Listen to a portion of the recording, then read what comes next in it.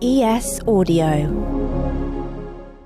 From the Evening Standard in London, I'm Rochelle Travers, and this is The Leader. For the people of Ukraine, 2022 will be a year they'll never forget, but for all the wrong reasons. It's incredibly serious what's happening in Ukraine. Many of us were forewarning that President Putin already had an agenda. You heard that agenda in his speech last night. It is very, very tense. There's a huge refugee crisis. Thousands and thousands and thousands of people are pouring into the city every day, looking for food, looking for shelter. I'm heartbroken. I feel pain for my country. I feel pain for my family. There is no words to say. Against all odds and doom and gloom scenarios, Ukraine didn't fall. Ukraine is alive and kicking. We defeated Russia in the battle for minds of the world.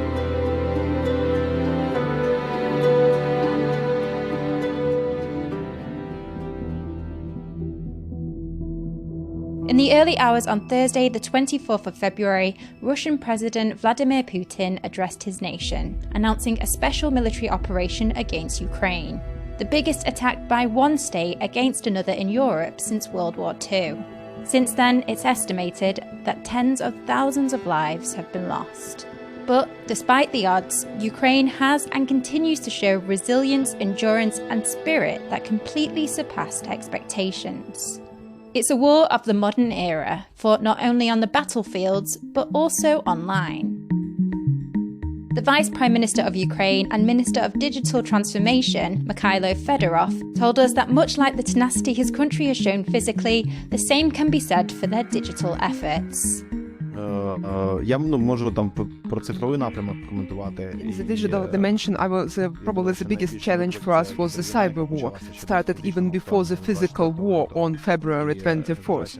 And I guess our biggest achievement is that despite this cyber wars that started even before physical war and continued further as the hostilities unfolded, we managed to maintain the presence and operation of our state in the digital space. I mean, we have our registries, we have our systems, social payments, and basically the government remains functional in the digital space despite these detrimental efforts. And this was the largest challenge we managed to overcome. В наступному році ми точно In the next year, we will definitely finish digitalizations of all the most popular services which are currently available in our governmental application, DIA, or the Action. And also we are going to add the services related to the highest risk of corruption, to digitalize them, to implement them in digital space, including excise tax, including notarization direction, including construction area, and we are going to digitalize and add all these services to our application in order to mitigate any corruption risks.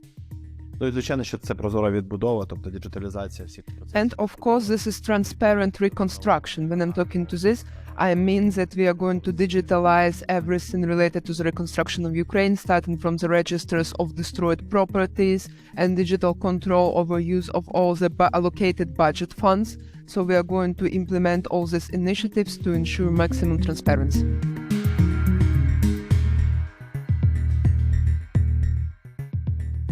After the break, we hear from Ganzha, a Ukrainian youth delegate to the UN who is in Ukraine, about life on the ground there.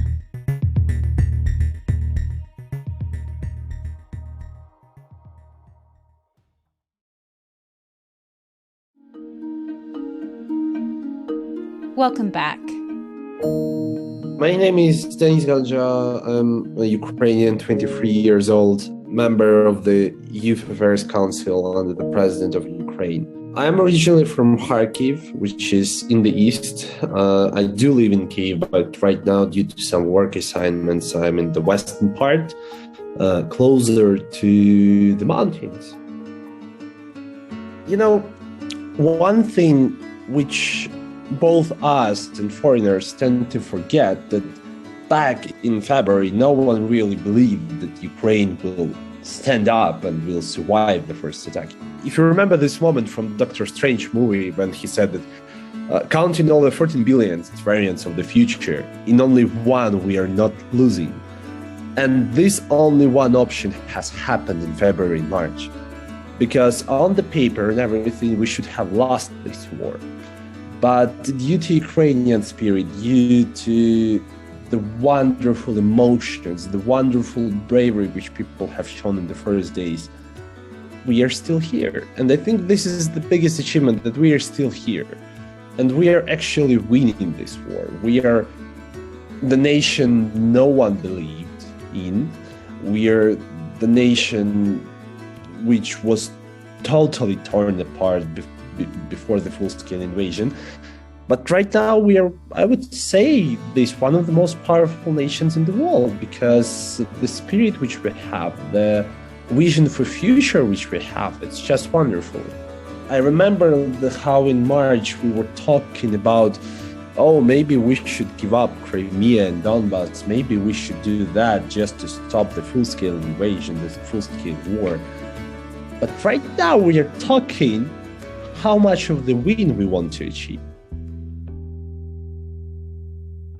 I would say it's the most interesting country to live in right now, because I was lucky to spend some time abroad due to some diplomatic assignments. And it was just boring to stay outside Ukraine, you know. You people, you have holidays, you have electricity, you have everything, you have normal life. It's boring. We don't have it all. And, you know, when you have electricity only like 4 hours per day, you do understand that actually most of the day when you had electricity, you were doing nothing. Now you worship all these small things. You know, staying in Ukraine is like, it's a new experience for everyone. And we are also joking inside the country that imagine a Ukrainian in 10 years, his CV, he's 25, he already has 10 years of work experience. He's a volunteer, a veteran.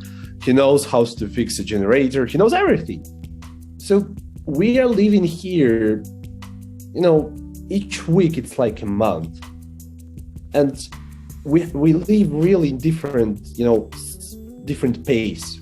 And I think that after we win this war, what will be interesting about Ukraine is that this will be the country and the people able to work in any single condition you will place them in.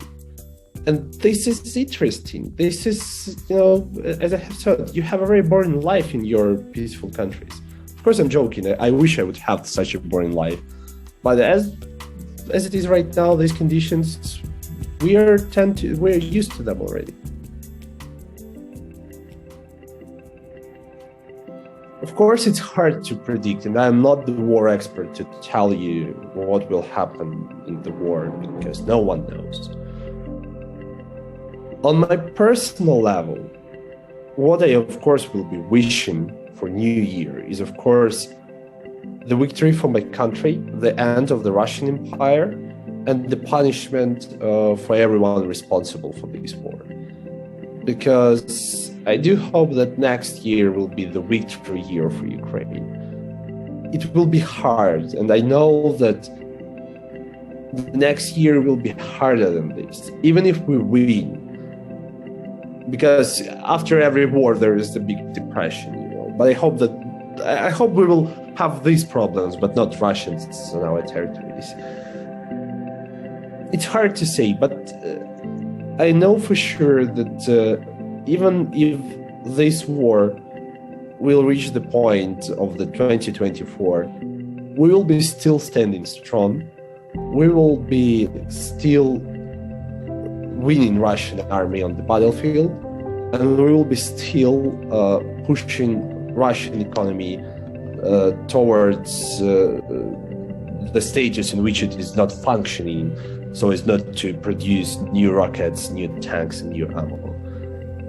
I just know that we will continue working, this is for sure, and we will continue working until the victory is achieved.